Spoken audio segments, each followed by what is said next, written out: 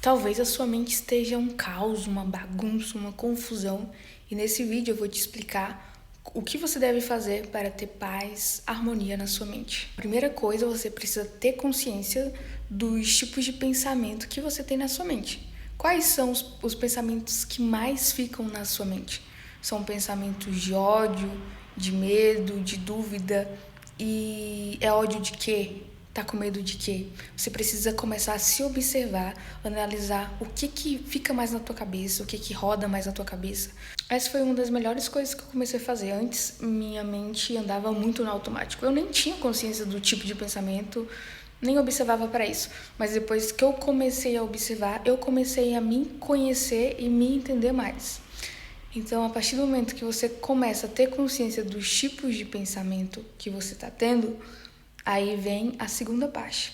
Bom, se nunca te falaram, eu vou te falar hoje que você tem o controle sobre os pensamentos que ficam na sua mente. Você não tem o controle sobre os pensamentos que chegam na sua mente, mas você pode ter o controle de escolher quais pensamentos vai ficar rodando na sua mente. Eu não sabia disso antes, mas de tanto estudar, depois eu comecei a entender sobre isso e vi o quão importante é a gente aprender a usar dessa ferramenta, desse poder que a gente tem. E para você ter harmonia na sua mente, ter paz, você vai precisar usar dessa ferramenta que eu acabei de falar agora.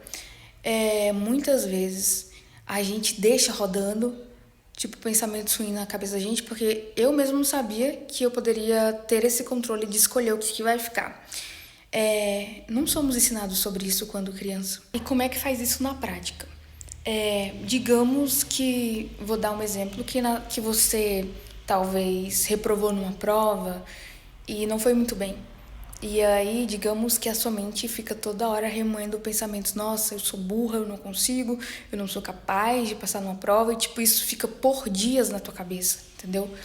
O que tu tem que fazer para assumir o controle sobre isso? Primeira coisa, você tem que substituir esse tipo de pensamento, porque quanto mais tu pensa sobre isso, mais tu sofre.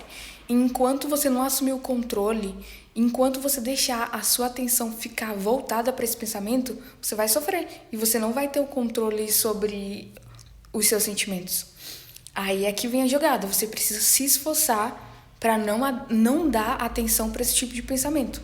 Em vez de ficar alimentando esse tipo de pensamento, primeira coisa, você vai aprender o que eu posso aprender com a situação, aonde eu preciso melhorar. E outra coisa, em vez de falar que não é capaz, você começa a falar que você é capaz sim, que a cada dia que você passa você está melhorando, que está aprimorando os seus conhecimentos, entendeu? Em vez de ficar alimentando esse lado negativo, que nunca vai dar certo, que você nunca vai passar, você para de dar atenção para isso e começa a focar no contrário, que seria que vai dar certo sim, que você vai conseguir sim. Então, assim, no começo é uma luta, porque esses pensamentos negativos, praticamente, eles querem tomar conta da gente o tempo todo. Então, assim, no começo você tem que se esforçar bastante, porque na tua mente vai vir: nossa, você não vai conseguir, você não é capaz. Por outro lado, você pode usar uma técnica chamada cancelado, onde você fala cancelado, cancelado, cancelado 3 vezes e troca.